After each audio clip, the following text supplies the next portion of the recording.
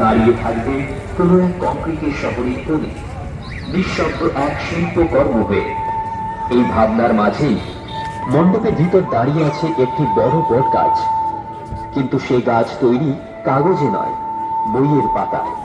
কারণ গাছ যেমন আমাদের অক্সিজেন দেয়, ঠিক তেমনি বই সমাজকে দেয় জ্ঞান, চিন্তা আর মানবিক শ্বাস। এই বইয়ের পাতায় গড়া বট গাছ আমাদের মনে করিয়ে দেয় প্রকৃতি আর শিক্ষা একে অপরের পরিপূরক। একটি দেবকে বাঁচায় আর একটি মনকে।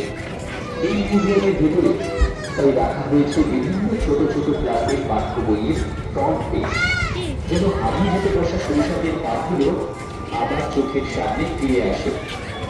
যেন মনে পড়ে যায় শিক্ষা শুধু পরীক্ষার নম্বর নয়, শিক্ষায় মানুষকে মানুষ করা।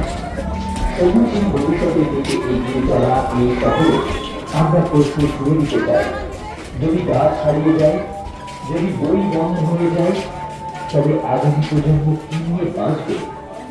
এই মণ্ডপ তাই শুধু একটি পূজার স্থান নয়, এটি একটি স্মৃতি, একটি সতর্ক বার্তা এবং একটি আশার প্রতীক।